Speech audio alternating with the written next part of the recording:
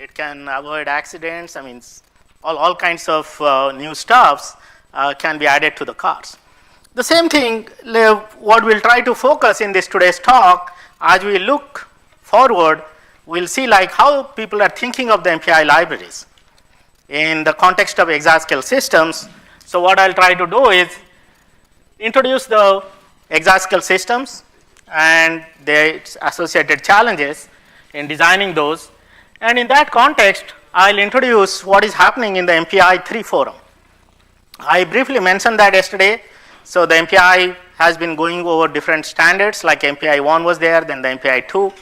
Starting from 2008, there have been the forum has been discussing on issues about MPI 3. So I'll try to bring out some of the highlights of those MPI 3, and then I'll go into details of some of these MHAPIS 2 features, and we are keeping a very close track of the MPI 3. We are also a part of the MPI 3 forum, and keeping the trends, we also try to focus like how the MHAPIS 2 stack needs to be designed and what will be the newer features so that it can actually try to target for Exascale systems.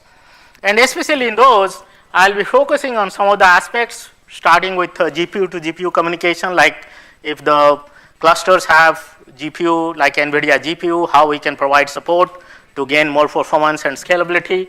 Then I'll spend a lot of time on the collective communication, and I briefly mentioned about this yesterday, and we'll focus on different aspects of this, like how do you design non-blocking collectives while taking advantage of the collective offload, which is being introduced from the ConnectX-2 and ConnectX-3 adapters, topology-aware collectives, power-aware collectives, and then I'll try to focus on how to design hybrid programming models, and that is also a very important thing which people have been talking for Exascale systems, and especially I'll be giving some examples how we can design MPI plus UPC or MPI plus OpenSPIM. So these are the newer paradigms which are coming up to program the Exascale systems in an efficient manner. And then I'll be talking also the MPI 3 forum has been talking on the newer RMA model, like that is the remote memory access model, and that also I'll be focusing and saying how we can redesign the MHAPIS 2 stack to provide this kind of MPI 3 RMA model, and then I'll just conclude it. So broadly, if you see, when we are talking about exaflop systems, so it is basically like 10 to the power 18 floating point operations per second. And we know that like the K computers currently has 10 petaflops, and most of the other systems are in the around the 1, 2, 3 petaflops range kind of stuff. So we have a way to like we need to increase the performance from the current generation systems by a factor of 100 to 1,000. That is the kind of goal we are talking about here. And the goal also to reach this level in the 2019 to 2020. Okay, so that is around like another 7 to 8 years. And obviously, the goals here are to not only just design the systems, but while designing the systems, we also focus on a lot on the high performance technologies, because those technologies will lead to these Exascale systems, and that will help us to discover new technologies to enable next generation of science. So that is the end goal. So we should be able to explore the science in a very different manner than what we are currently trying to achieve. Now this is a chart some of you might have seen from some of the earlier talks. So this was from the Exascale study, Department of Energy, US Department of Energy, headed by Professor Jack Dangara. So here if you see, this is a chart. This study was done in 2010, and that time the goal was to reach Exascale in 2018. But over the years, it has been again delayed by 1 to 2 years. It basically tries to show different aspects of systems, what it stands now in the sense 2010, and then what is going to happen when we go to the Exascale system. So this is like system peak, power, memory, node performance, node memory bandwidth, node concurrency, total interconnect, system size, total concurrency, storage capacity, I/O rates, and the failures. Okay, so these are like a guideline or a roadmap for us to go to the Exascale. And if you try to go into the details, you will see that almost we need that factor of 100 to 1,000 to 10,000 improvement in many of these aspects. And one particular aspect here we'll be seeing, this is the kind of big constraint we have, and I'll illustrate that in the next slide, is the power. And here exactly like the current generation systems are consuming around 6 megawatts of power, and the next generation systems like the Exascale systems are being targeted for only 20 megawatt. Okay? So it just wants to consume only a factor of 3, but try to deliver performance of a factor of 1,000. Okay? So that is a real big challenge. So here it says like where the energy goes. I mean, most of us know, and we also some of the talks focused on that. We now have power consumption by processor for computation, also the power required by memory and other devices to move the data, power required to cool the system, and the target is to actually put a cap on the power requirement, because otherwise the Exascale systems will be needing like new kinds of power stations to support, and nobody wants to do that. So in this context, now if we see the broad challenges in designing the systems, again there are multiple reports. So this is from one of the reports headed by Professor Peter Kogi. So again these are the broad challenges, saying energy and power challenge. That means it is mostly is the data movement. The data movement costs power, and that is where we want to minimize the power requirement. And of course we have the memory and storage challenge. That means we want to achieve high capacity and high data rate. And at the same time, we also want to exploit concurrency and locality. And the plan is that these Exascale systems will have like almost million processors, and you can think of like billions of threads. So how do we make sure that billions of threads actually work together in a concurrent manner while trying to provide you the performance and speed up? And also there are focuses or challenges on fault tolerance and resiliency, and also like to have low voltage devices for low power, and that will also introduce more faults, so we need to recover from those. So then where does the MPI now comes into picture? As we discussed yesterday, like the systems are being designed over the years. MPI has been a dominant programming models, and just like Fortran, if you remember, I mean the Fortran programs were written many years back and they are still staying. Okay? Even though we have C, C++, the same thing is going to happen. The MPI has been scaling over the years to provide you better performance and speed up. It will continue to stay. So for the Exascale systems, of course, in addition to that, people are exploring the different kinds of PGAS models, which I'll also be talking a little bit more. But many of those are in the research step. Okay? So in the end, we may see something what people call MPI plus X, and nobody knows what that X is. So this will be the hybrid kind of environments we'll be looking for. So especially from the MPI side, so these are the kind of challenges are being discussed. So the first one is again the power required for data movement operations, and how do we want to minimize data movement or reduce the power. One of the important thing which is being discussed is the non-blocking collectives, and I touched a little bit about that in the yesterday's presentation, and I'll go into much more depth in today. So the broad idea, as you know, like the collectives, let's say you are trying to do broadcast or all to all or reduce or all reduce. As you know, these are like when the number of processes increase, trying to do this kind of operation take a lot of time. Okay, I mean, just imagine in your organization when you have some people like trying to decide on a project based on 20 people versus 2,000 people. Okay, it's a big difference managing those people at the 2,000 level compared to 200 or 20. The same thing happens, the collectives, when we are trying to do a collective operation with a large number of processors, there are so much message exchange is taking place that it takes a lot of time. And currently, these collectives are blocking. That is in the MPI standard, in the sense, if we initiate, let's say, all-to-all operation, the processors are not doing anything else, rather waiting for that all-to-all results to be finished. And if that all-to-all takes a lot of time, that becomes the sequential portion of your parallel program, and then based on the basic principles of Amdahl's law, you will not get good speed up. So people are trying to rethink that can we change that blocking collective to the non-blocking. So that means, of course, we need to do the all-to-all, but we don't have to wait for the results to come before we can proceed. Okay? So if we can redesign our application in a better manner so that we initiate the all-to-all and let it proceed while the processors can proceed with the computation, might be the data from the previous iteration or whatever the data they had earlier, and once they finish the computation, they can come back and check if the all 12 results are available or not. And if we can achieve that, we can really overlap computation with communication. So in that case, you will see very good performance speed up. Okay? And I'll go into some very detailed examples of what we have done in that context. But first, the MPI semantics need to be modified to have these non-blocking collectives. There is also, like yesterday, I introduced this one-sided communication, because two-sided, when we do I send and you receive, both of us participate and both of us spend time. On the other hand, if we can do one-sided, like I can do a put or you can do a get, so the communication can progress independent of the computation. And there also we can achieve the overlap of computation and communication. That is also being talked about. And then manage concurrency, and this is where the hybrid programming or the PGAS models come, because MPI traditionally has been a process-oriented environment, and people have been thinking about this partition global address space, either UPC or global arrays or OpenSMEM. So those you can initiate a lot of threads, and those will be the threads will be doing a lot of computation, and then you can try to synchronize the threads with lower overhead. And of course, resiliency is also more important, and then there are newer kinds of interfaces are coming for detecting the failures and to handle those failures. Okay.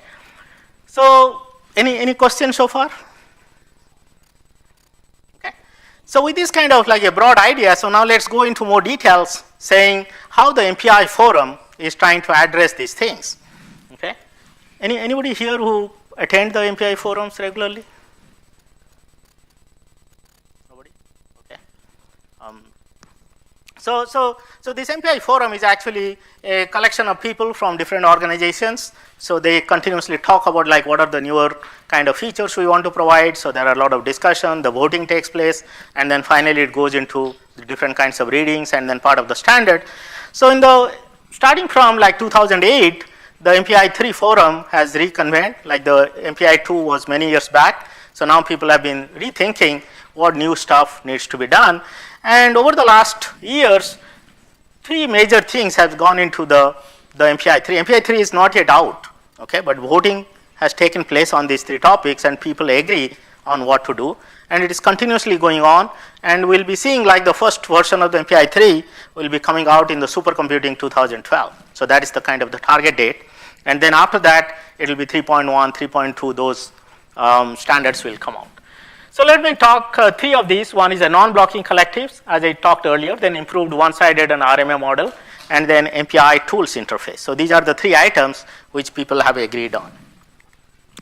So going into a little bit into the details of the non-blocking collectives, as I mentioned, like it tries to provide the overlap between computation and communication. It also removes the synchronization effects of collective operation, accepts the barrier. And so the idea here is that the collective operation completes when the local part is complete. Okay, so that means let's say I want to send some data or I want to receive some data. As soon as I do my part, then that is the part I am done.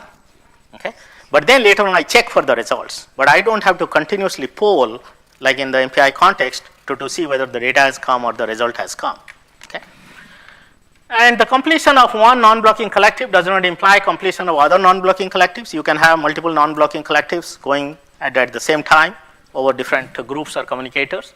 There are no tags for the collective operations, but there is a limit here because non-blocking collectives, in the sense like we are trying to, you can think of like when we initiate these operations, they are like outstanding operations.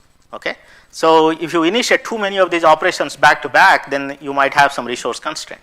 Okay, so as you should be able to have a reasonable number of outstanding collective operations, and the implementations will ensure that this happens in a reasonable manner. It doesn't like blow out in certain scenarios. And also, because the MPI standard already has the blocking collectives, so it is not like a replacement. So the MPI 3, what it's trying to say is that you can have both blocking collectives as well as non-blocking. Okay, so that it provides the flexibility for the users, and so that the non-blocking calls do not match the blocking collective calls, and the MPI implementation may use different algorithms for blocking and non-blocking, and so they cannot, like non-blocking collective calls cannot match the blocking collectives. And the broad idea here is that the blocking collectives as they stand now are optimized for latency. So that means we want to minimize the latency for these operations, whereas for non-blocking collectives, we want to actually optimize for overlap. Okay? So even if it takes a little bit extra time, but if we can provide the good overlap with computation, the gain will be there. Okay? And also, like in the strict MPI context, like user must call some collectives in the same order on all ranks. There are the progress rules are same as those for point to point.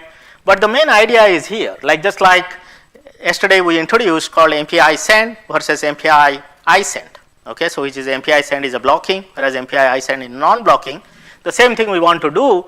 MPI barrier is a blocking barrier, and MPI I barrier is a non-blocking barrier.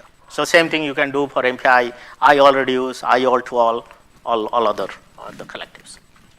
Okay. So now let's take a look at what MPI forum is thinking of also one-sided communication. And I introduced this slide yesterday. So the broad idea here is that the one-sided communication tries to take some memory from each of the processor and then defines a window. And on top of that window, we can actually do request response pattern using one-sided operation, and it decouples the data transfer with synchronization so that we can have good overlap with computation. Okay. Now MPI2 has been there for some time, the one-sided communication. People have been using that. Yesterday I saw some of the examples how you can really take advantage of MPI one-sided operations like those AWP ODC application to really gain benefit. But now MPI3 forum wants to go a significant step further, okay, to really make it much more easier for people to use these one-sided operations. And what they call it's like a remote memory access or RMA model. And so the differences are here, like this is an illustration here. It is saying like in the MPI2, we have a concept of like private window versus public window. The incoming operations can come here, then it gets synchronized. And this is the MPI2.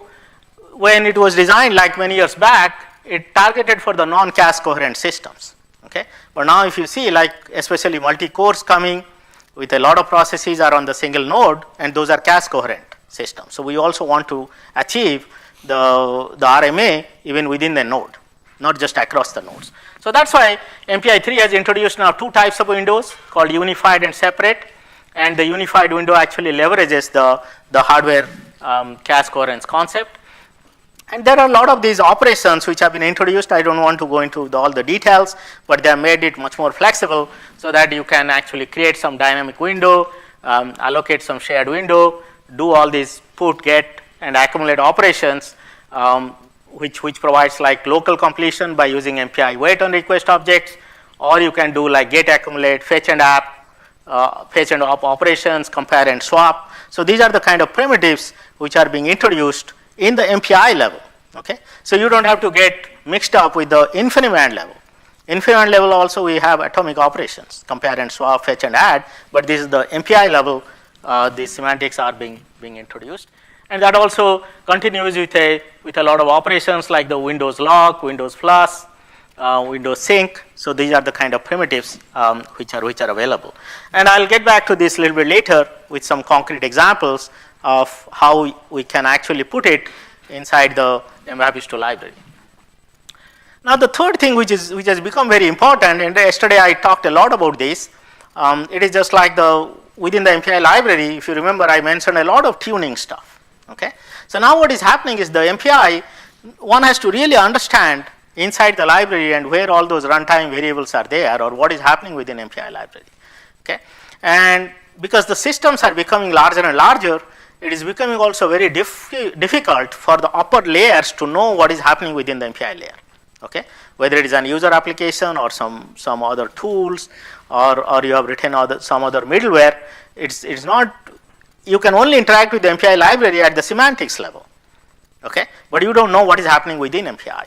And that is the forum is trying to change that, and what they are trying to provide something called the MPI tools interface, okay? And if some of you have been doing, familiar with MPI, currently there is a very simple profiling interface. You can just do PMPI and then get a lot of profiling information saying how much data got moved, how many calls were made, those kind of stuff. But they want to go into much more details. For example, yesterday we talked about all these eager limit, buffer sizes. So all those informations can be exported from the MPI library, okay? So that any other tools you can write to actually adapt it, okay? It is just like the example I indicated in the beginning, if the car can drive on its own. The same thing we are trying to do here. Like the MPI library will export a lot of information, and you can write some additional software on top of it to adapt for different clusters, for different applications. Unless you export this information, it is very hard to control. Currently, it is only done through a manual intervention, whether either is a system admin or a user can only modify those things. Okay. So then performance information, like to get information saying, yeah, we did some blocking call, what is happening, how much time is being spent, or what is the memory usage of the MPI library, or debugging information like how many packets got changed, or in the applications like what was the threshold which was used. So if all these informations can be exported, it makes other tools can be written to build on top of the standard interface. Okay? And this also has been voted on, and it will be the part of the MPI 3 standard. Then there have been some other miscellaneous things which has happened so far in the MPI 3 forum. Some new Fortran bindings, non-blocking file I/O, remove C++ binding, support for large data counts, some sparse collectives. People have been talking about also not just the collectives. Currently, the collectives happen on all the processes, like the COM world. Okay, but many applications, they are like sparse in nature. They are not like everybody is not talking to everybody else. So there is a notion of sparse collectives and how you can define those sparse collectives. Then there is some topology aware communicator creation, and I'll go into a little bit more details on this from a collective side and the topology aware collective side. So then support for multiple MPI processes within single operating system process, support for helper threads. So these are still in discussion. Different proposals have been submitted and they are being discussed and debated, but no final conclusion has taken place. And these are for the idea of those billion level of concurrency we want to achieve. Okay, so those are the standards for that. And then there are some numerous fixes in the existing proposal. So this is a very short summary of what has happened in the MPI 3 forum so far. Any quick questions? Why remove C++? I think it was like, I think there have been some incompatibility or heterogeneity across all different MPI stacks kind of thing. So that has led to this. Like some people provide this, some people don't provide it. So that is the conclusion was to remove it. Okay. And by the way, all the MPI forum documents and all are public. So if you just go there and do this search, you will find out all the discussions. Any other questions? Okay. So with that kind of a background, so now let's see. We'll get back to the MAPIS2 stack, and then since we are a part of the MPI 3 forum and we are also looking at the future of these Exascale systems, we want to see how we want to take some of these things into the MAPIS2 library while the standard is being defined or looking at the future trend. So I'll focus on these 4 items. So let's first talk about GPU to GPU communication, because that is becoming a hot topic these days. So many of the IB clusters, as you know, are also trying to use the GPUs. Okay, and the most common one is the NVIDIA GPUs, and you will see some talk again today afternoon, and also the Intel mic architecture, which is also upcoming. Okay, so here if you see now, this is an illustration here. So let's say we have a node, so GPU adapter, then there is an IB adapter, there is an IB switch, then again the IB adapter, and then the GPU. So the broad idea is that how do we move the data from a GPU to the GPU? Okay. So I mean, so far, like whatever we have talked about InfiniBand and MPI, they only focus on data movement from CPU memory to CPU memory, okay, or the node memory to the node memory. And so these are currently what happens is the data movement from GPU device memory to the main memory. Somehow you need to use the CUDA to do this. Then from here to here, you use the MPI. And then again, you need to make another copy to the GPU device. So that is the standard state of the art.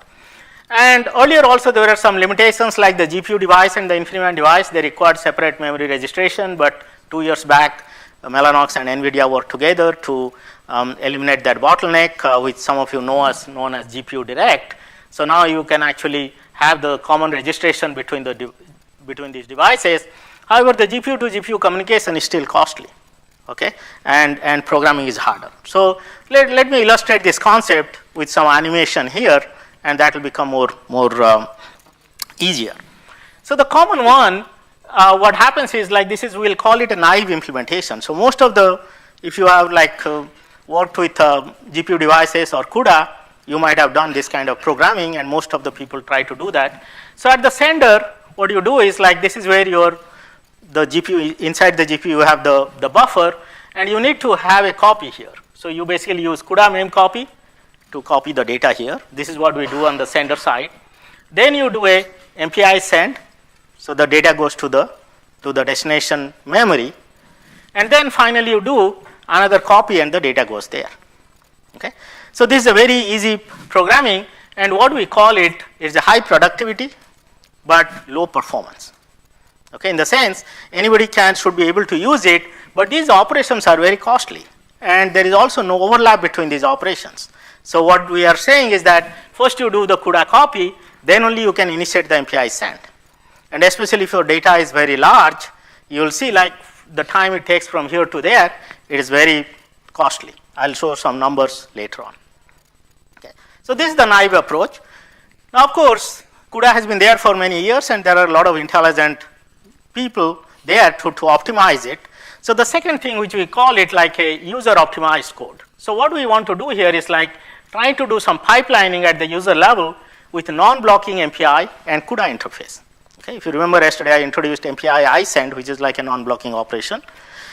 And so the idea here is that the actual user, let's say you are a scientist, you are trying to redesign this data movement. Okay, so what you try to do is this huge data, this is an animation here, you will see, you basically chop it into smaller segment and pipeline it. Okay, so that you are trying to keep the pipeline full from GPU to memory, memory to IB, IB to IB, and then memory to GPU. So the way you try to do is here, you do this pipelining, CUDA mem copy async, there is an asynchronous version of the CUDA mem copy, and then you try to do also the MPI iSend. Okay, so in this way, you should be able to improve the cost of the data movement from here to here. Okay, so what we call this scheme is, it's a user level copying. Sometimes also later on we'll see that it doesn't match with the internal MPI design. For example, let's say I introduced yesterday this eager to rendezvous. There are some limits like saying 16K, 8K, but here the application writer doesn't know what is happening within the MPI. Okay, so you might try to choose some chunk size which may not be optimal or which not be matching with the internal MPI library designs. Okay, and we call it like a high performance but poor productivity.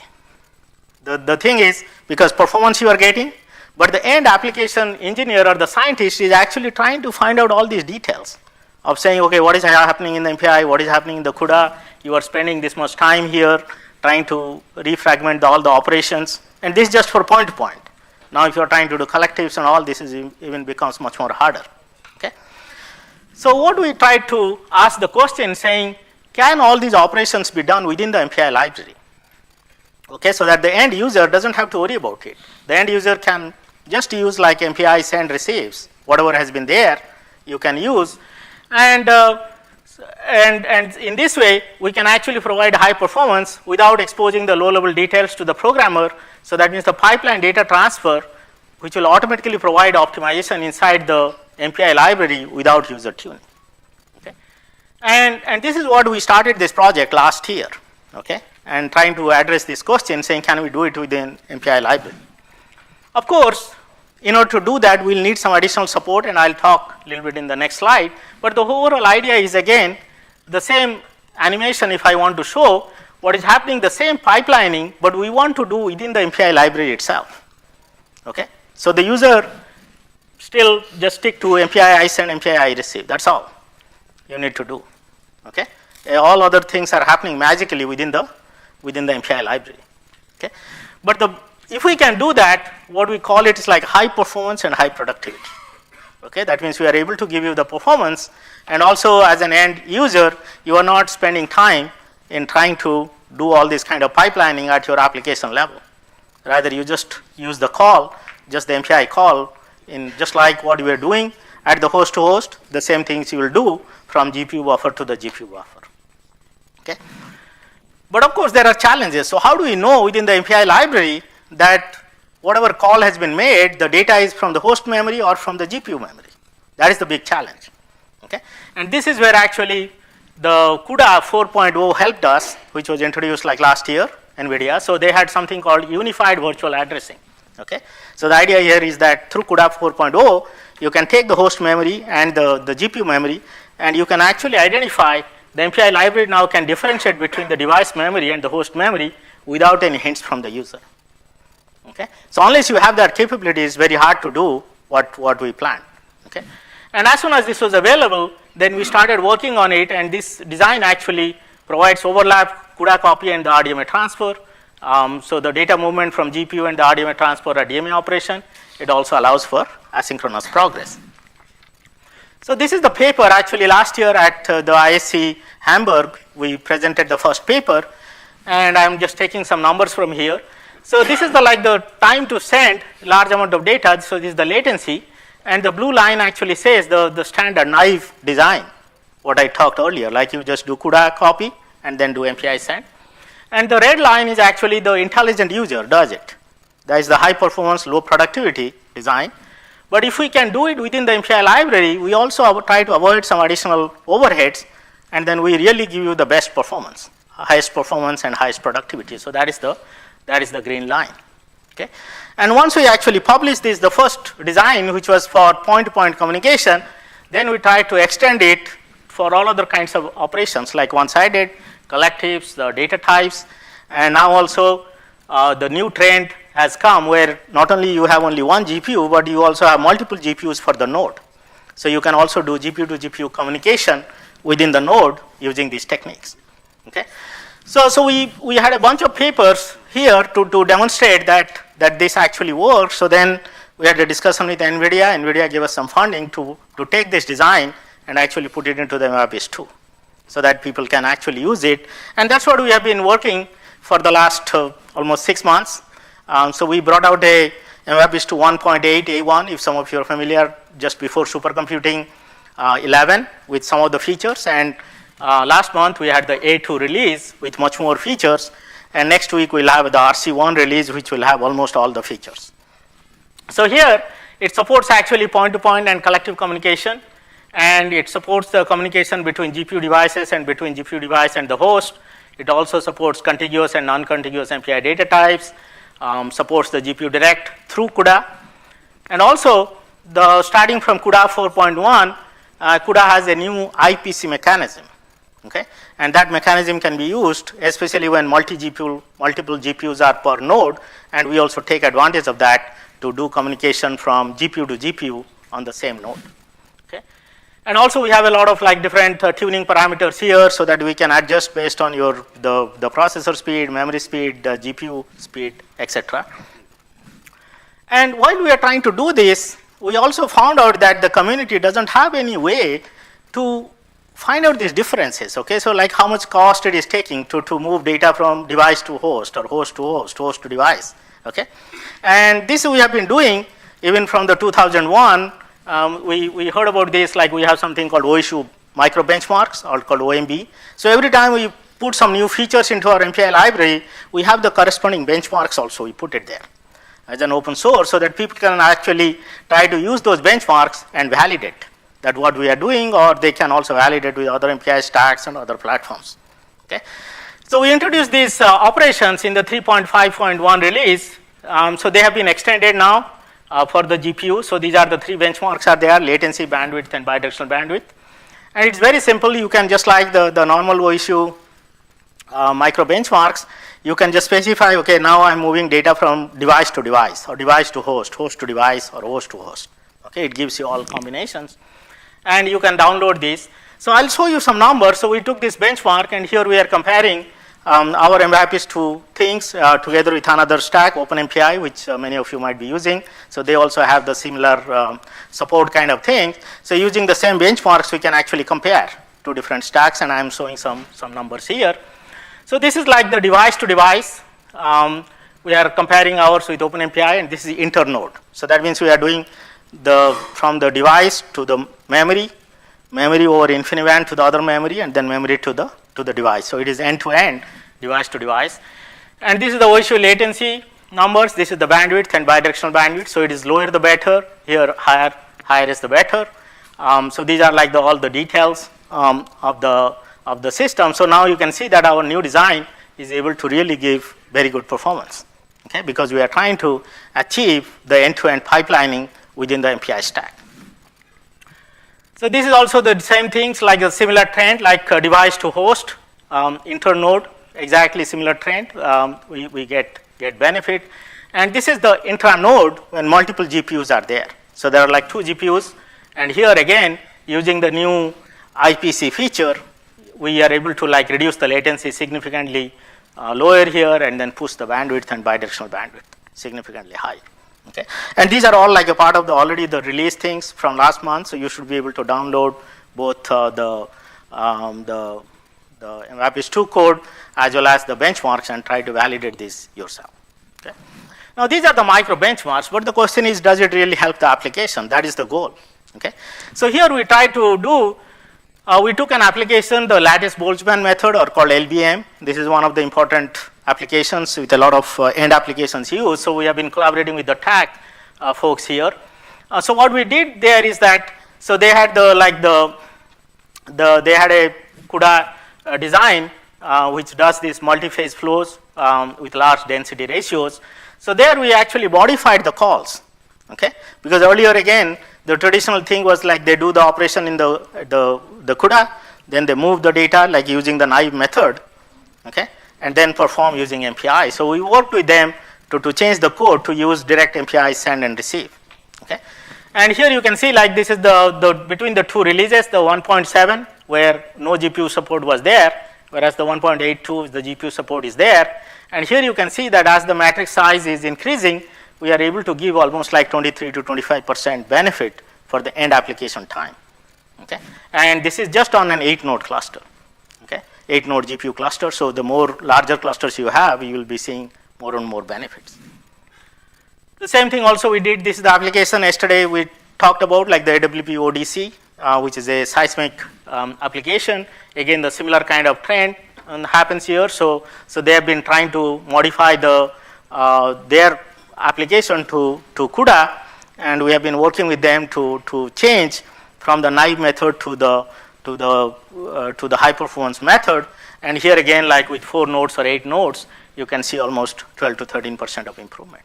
Okay, so here it what he says through this approach, I'm trying to illustrate that we can actually try to provide this kind of intelligent support within the MPI library, which it makes it much more easier for the end users to try to utilize the GPU devices and while also trying to get the best performance. Any questions here on this part? Yeah. One question. So when you move direct using the host, so the data doesn't. Internally it uses. MPI library internally uses.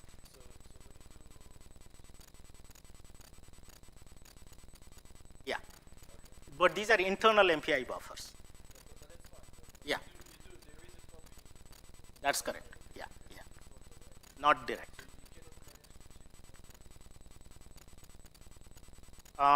What do you mean by extension?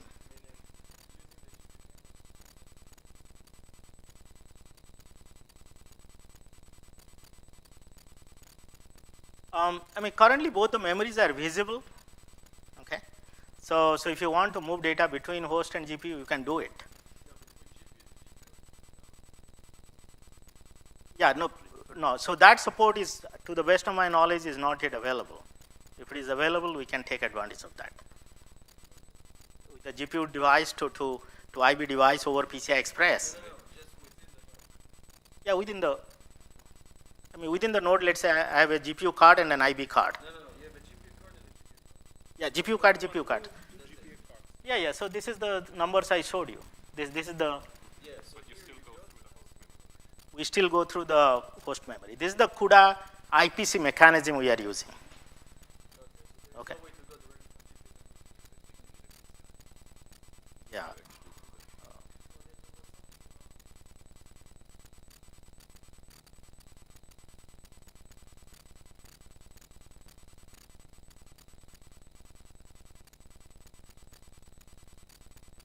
Sure, if it is.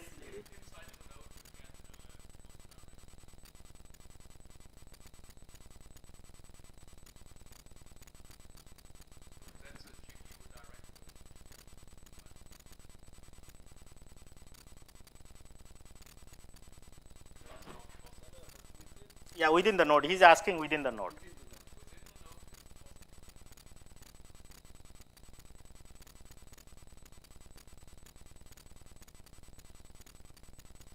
Okay. No, so yeah, so my question is like, so here we are using the CUDA 4.1 IPC mechanism. So is IPC mechanism is using underlying this GPU Direct V2 or not? Yes. Yeah. But So you still go to those framework potentially. no, that's what I'm saying. So we are using the CUDA 4.1 IPC as the lowest layer. Okay, so if the 4.1 IPC is using like the using GPU Direct V2, then that's all we use. So the temporary buffers are in the GPU memory? I don't know how internally it is designed. Yes.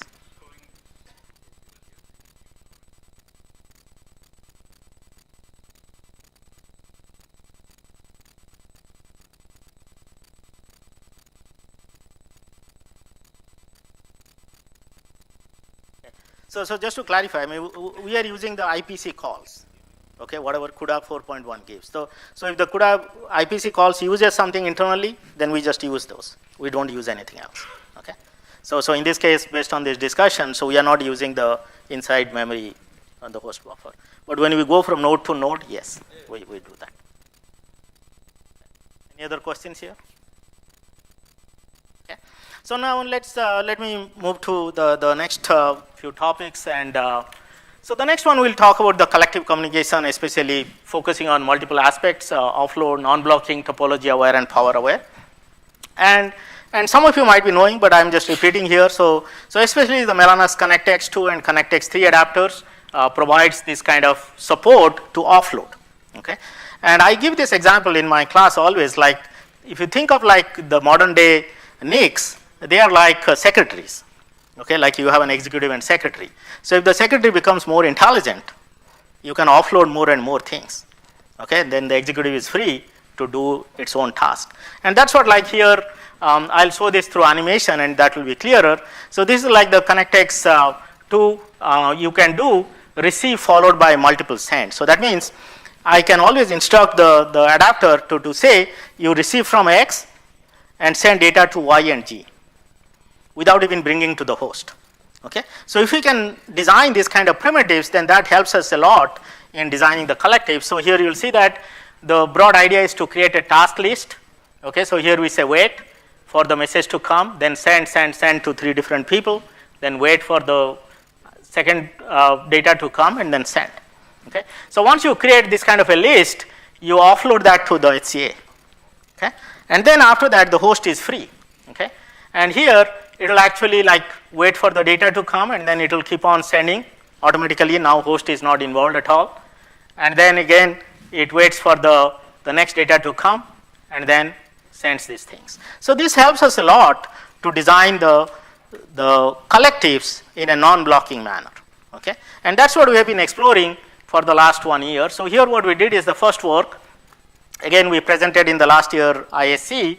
So what we took is the all-to-all. Okay, so there is a P3D FFT. Many of you might be knowing. So that uses an all-to-all. And we made this earlier. It was all-to-all blocking, and we modified it using the code direct support to make it non-blocking all-to-all. But just if you change the MPI library, that's not sufficient. You need to modify the application. Okay, because we want to exploit the overlap. Okay, because non-blocking all-to-all will just initiate it, and it doesn't have to wait for the results. It can actually proceed with the computation, then only we can get the benefit.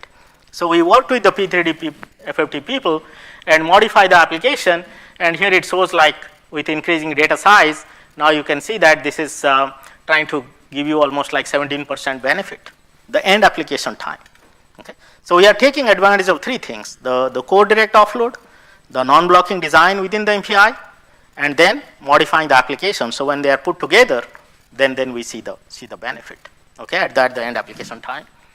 So same thing we did. This was a paper last year at Hot Interconnect we presented. So what we did was the HPL, which is the common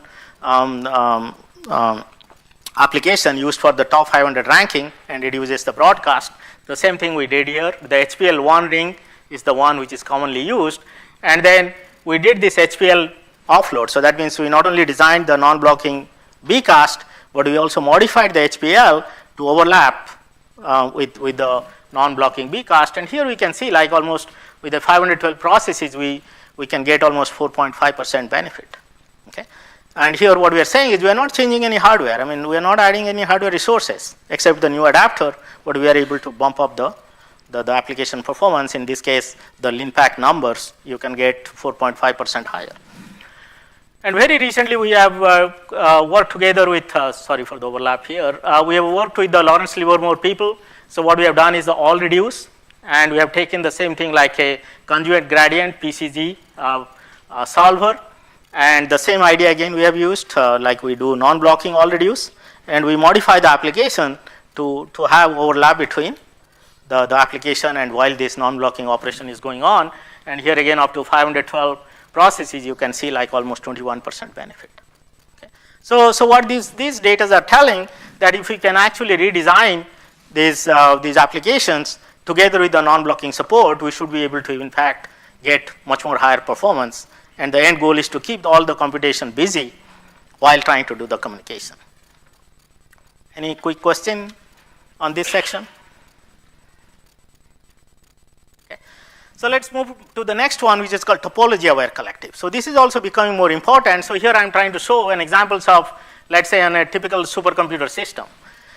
Now, in a typical supercomputer system, as you know, like the jobs keep on coming and they get scheduled on different racks.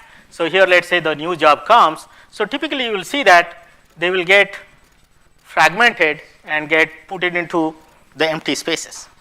Okay, this is a very common practice because most of the supercomputer centers want to keep all the machines busy all the time.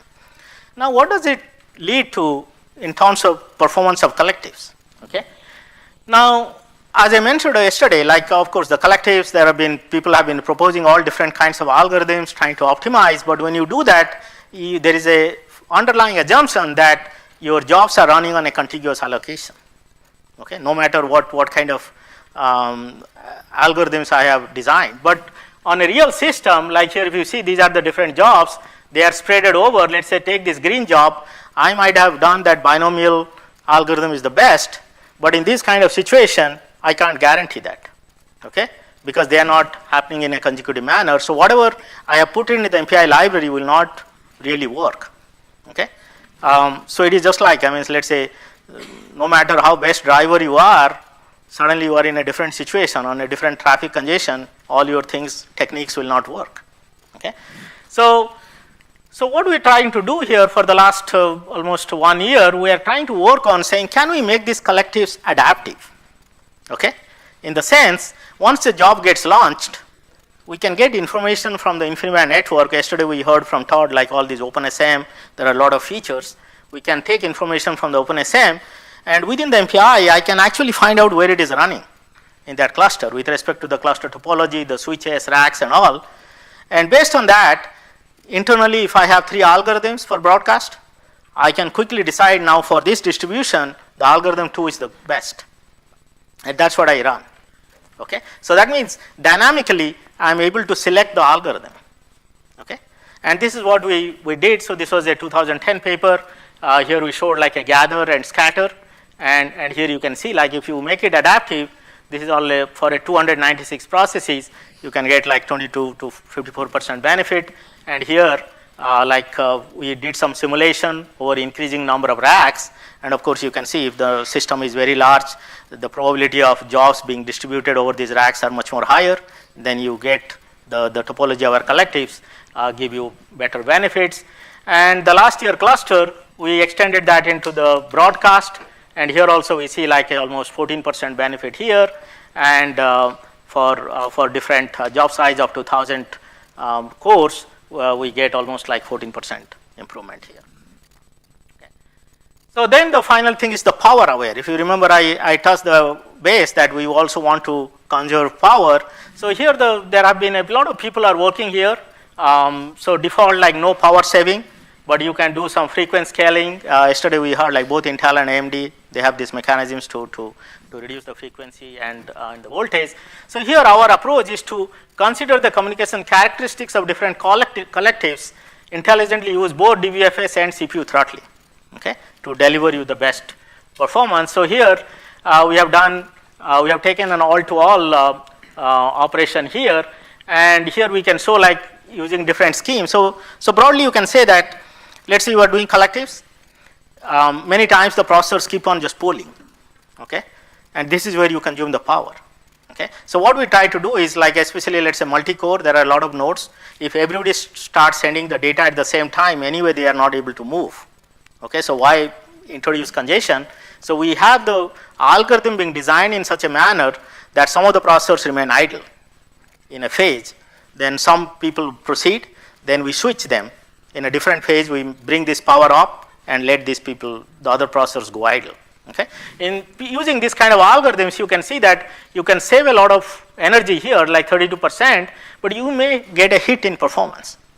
Okay. You cannot guarantee that because we are trying to do optimization versus power versus performance. So here we see like with increasing systems, we get around 30%. And here there is an application, we get around like 7% benefits in the power, and there could be performance degradation. So you can have like two different modes. You can either run for power efficiency or you can do it for the best performance. Okay. So now let me touch a little bit on the PGAS side, and we'll close. I got a sign here saying we need to wind up. So the PGAS, as I mentioned earlier, like there is a lot of discussion on saying that in addition to MPI, can we access some of these different models, like whether UPC or X10, OpenSMEM, all these kind of models are coming up.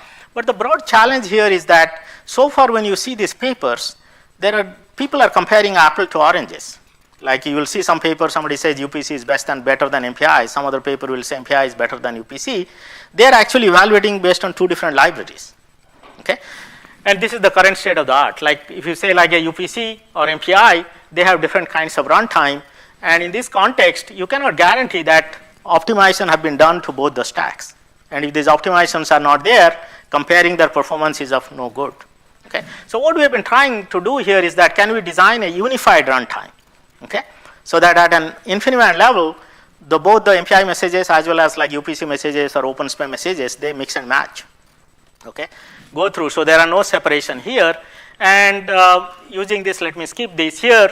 So this is a unified design we have done. This is our design. And this is like a NAS application here. If you see, this is the blue line. It actually does better than the basic UPC over GasNet, or the GasNet has a conduit over MPI. It does better. But the best advantage is that if you can unify, you can actually run hybrid programs. You can design hybrid programs. Okay. And that's what we did here. Like we took the NAS FT and we converted that application to use UPC within the node because shared memory is there, and then MPI across. Okay. And this is the line here, the purple line. And if you see, the hybrid always does better than any of the other designs. Okay. And we see that this is the process to move forward to allow actually for people to design this kind of hybrid applications. You have a question? Yeah. This is the Berkeley GasNet. Yeah. Okay. And same thing, like if you do, like this is we did some more enhancements and we evaluated the Graph 500, which is a newer kind of benchmark which is coming. And here again, we see like with our new design, you can, as the system size scales, you can get also like 30 to 40% benefits. Okay. And very recently, we have done extended the same thing for OpenSMEM. If some of you people are familiar, like SMEM was a programming model from Cray, SGI. So they had their own SMEM design, like it's a put and get model. And now there has been a initiative to bring it to an open source version called OpenSMEM. You can actually download the version 1.0 specification from this place. And we have done an integrated design now together with the OpenSMEM and MPI. And here you will see like we took an application, let's say it's a 2D heat transfer modeling. This was written with pure OpenSMEM, but now with our hybrid design, so where we combine the MPI and OpenSMEM, we are able to get like deliver 34% benefit. Okay. And not only that, it also requires less communication resources because in our design, we are able to exploit all kinds of like hybrid, RC, XRC, all those mechanisms which we talked yesterday. Okay? So that this hybrid runtime is able to give the best benefit to all these programming models.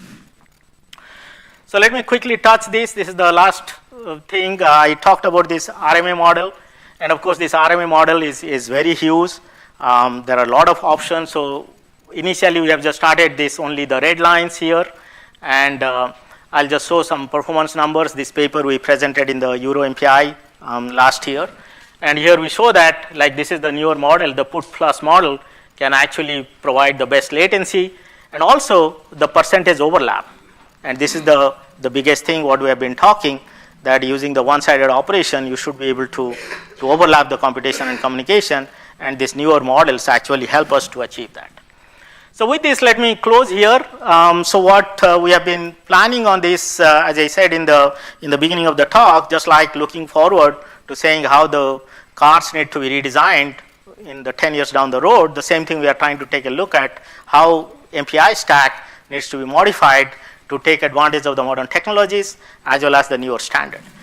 So our goal is to actually to enhance the performance and memory scalability towards these 500K to 1 million cores, support this hybrid programming. I talked about this GPU support. We are also working on Intel mic. Next month there is a Intel TAC symposium at TAC. So we already have MAPIS2 running over Intel mic. So we'll present the paper there. Then this collective offload and whatever all these things I talked, the tools interface. Also, I didn't get time to talk about all this checkpoint restart, fault tolerance, QoS aware, IO and checkpointing. But the main thing we want to go here, which is automatic tuning and self-adaptation for different systems and applications. So like the car example, whatever we said, that the car should be able to drive themselves. That's what we want to do. The MPI libraries should be able to adjust itself for applications and systems. So with this, let me conclude here. The two sessions yesterday and today, I talked more onto the overview of the MPI 3 features and the newer challenges for the Exascale systems. And tomorrow, I'll be talking the different topic, which is just like saying, yeah, we have now designed cars. Can we take the same design for trucks, okay, or vans? Okay, so we'll change from like scientific computing to enterprise computing, and I'll show you some numbers on how you can improve on Hadoop, SDFS, HBase, Memcached, etc. And finally, before concluding, I just want to thank, I give the talk here, but these are all the people who have done the hard work. All my past students, current students, and staff, they deserve the credit. Okay, I just come and talk here. Okay, so I'd like to thank them, and with this, let me conclude. And if there are any quick questions I can take, otherwise we can talk later on. I know we are getting 5 minutes late here. Thank you.